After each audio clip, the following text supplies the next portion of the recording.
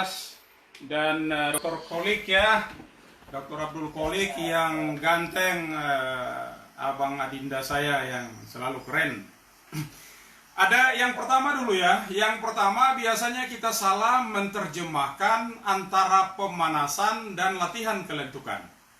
Jadi banyak orang menganggap bahwa pemanasan itu sudah kelentukan, itu sudah latihan kelentukan, padahal bukan.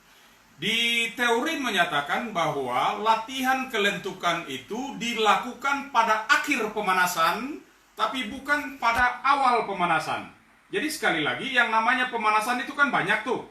Pemanasan itu nanti ada ya di pembukaan itu kita jogging, kita bikin barang-barang yang lain dulu, baru kemudian ditambah dengan salah satu bentuk peregangan, entah apa namanya. Itu adalah porsi dari pemanasan. Nah, tapi kalau latihan kelentukan itu dilakukan khusus setelah latihan pemanasan selesai. Jadi kita sampai sekarang hampir semua guru maupun pelatih itu jarang sekali melakukan latihan kelentukan dengan salah satu teknik yang 5 itu, terserah mau dinamis, mau pasif, mau aktif, mau PNF, mau yang lain, silakan. Kita jarang sekali melakukan latihan yang khusus hanya untuk melakukan latihan kelentukan. Kita selalu menggabungkan kelentukan itu masuk ke dalam pemanasan. Nah, kalau seperti itu bentuknya, maka saran saya bahwa pemanasan dinamis itu dilakukan setelah bentuk atau peregangan dinamis itu dilakukan setelah peregangan yang lain. Karena dia itu sudah lebih cocok, lebih cenderung masuk pada kalistenik. Kalau istilah olahraga secara menyeluruh sebelum kita berlatih, ya biasanya ada warming up, calisthenic, formal activity, calisthenic, baru kemudian cooling down. Atau kalau kita balik dari belakang, cooling down, calisthenic, formal activity, calisthenic, warming up. Nah, maka orang harus warming up dulu, kemudian calisthenic, baru formal activity, sebelum menutup kembali dia harus kembali ke calisthenic, baru kemudian dia masuk pada cooling down. Sehingga saya menyarankan kalau setelah pemanasan masuk di antara kalistenik, di sepak bola itu orang melakukan pergerakan-pergerakan yang bentuk-bentuk peregangan dinamis, itu tidak salah karena itu sudah dilakukannya pada waktu selesai pemanasan atau pemanasan tahap keduanya. Setelah ada peregangan-peregangan statis yang tadi itu, baru kemudian dimasukkan bentuk-bentuk peregangan dinamis. Tetapi kalau otot-otot kita masih dalam keadaan kaku, ya, kita baru bangun tidur, terus sampai di luar langsung, tuh, 2, 3, 4. Nah, itu yang biasanya mengakibatkan otot-otot kita yang tadinya belum siap itu, terus digerak-gerakan seperti itu, ya, ke kiri dan ke kanan seperti itu. Nah, itu yang bisa mengakibatkan bentuk kontraksi otot kita menjadi stretch reflex, dan dampaknya adalah bisa bahkan sampai cedera. Mudah-mudahan kita tidak melakukan kesalahan-kesalahan itu. Nah, itu untuk adinda Kolik ya. Kemudian untuk tadi yang terkait dengan pertanyaan tentang taekwondo nih ya.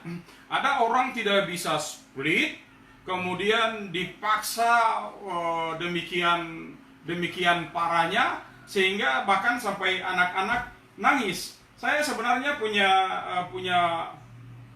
halo? Ya, halo. Bisa didengarkah? Ya. Kita punya otot ya. Otot kita itu kan berlapis-lapis tuh. Mulai dari fasciculus, kemudian di dalamnya berisikan fibril, di dalam fibril ada miofibril, kemudian ada aktin, miosin ya, filamen-filamen di dalamnya itu kan strukturnya kompleks sekali. Sehingga kalau kita melakukan peregangan yang tiba-tiba, apalagi dengan splits yang kemudian kita memaksakan untuk meregangkan secara tiba-tiba, itu saya tidak menganjurkan itu, tidak boleh dilakukan. Karena bisa terjadi robek, ya, otot kita bisa robek bahkan bisa putus, dan itu akan sangat berbahaya ketika sudah robek dan sudah putus, maka selamanya akan tetap cedera seperti itu. Dia bisa sembuh sekarang, tetapi ketika ada aktivitas pergerakan yang kemudian mengganggu yang cukup kompleks, yang cukup berat, maka akan cedera lagi. Sehingga saya sarankan kalau tuh misalnya split itu dilakukan, ya, Anda katakanlah Anda melakukan split seperti ini. Nah, kita batas maksimalnya di sini, gitu. Kita bertahan di sini, bertahan beberapa detik, otot itu akan menyesuaikan. Kemudian setelah oke, kita tahan lagi, regangkan lagi sedikit, tahan lagi di situ, batas maksimalnya di situ kita tahan lagi. Kemudian beberapa detik kemudian otot akan menyesuaikan, kita regangkan lagi, tambah lagi ke bawah lagi. Ya, kita tahan lagi di situ, ya. Kemudian kita regangkan lagi. Demikian akan dilakukan terus seperti itu sehingga anak itu akan mengalami penyesuaian, ya. Jadi ototnya akan menyesuaikan dengan proporsi geraknya, tidak dilakukan hentakan secara tiba-tiba dalam range ruang gerak yang luas sehingga mengakibatkan cedera. Dan itu berlatih itu harus bertahap. Jangan ujuk-ujuk kita latihan hari ini terus kemudian kita berharap bahwa latihan kita itu akan berlaku seumur hidup, gitu. Jadi kalau kita usahakan latihan kelentukan itu kita lakukan secara bertahap. Kalau sudah tegang di situ, sudah tidak bisa lagi, tahan dulu sebentar. Jangan kemudian ada pelatih, ya, yang orang sudah tidak bisa, kemudian ditekan lagi ke bawah dengan tiba-tiba. Bahkan ada pelatih yang langsung lompat dan injak di antara kedua kakinya, mengakibatkan atlet itu langsung rata dengan lantai. Itu bukan rata karena dia lentuk, tapi karena sudah robek otot-ototnya, ya, tendonnya itu sudah robek, ya, maka atau bahkan bisa putus, ya, putus dari sambungan-sambungan tulangnya sehingga anak itu justru akan cedera. Saya kira itu yang bisa saya sampaikan. Terima kasih.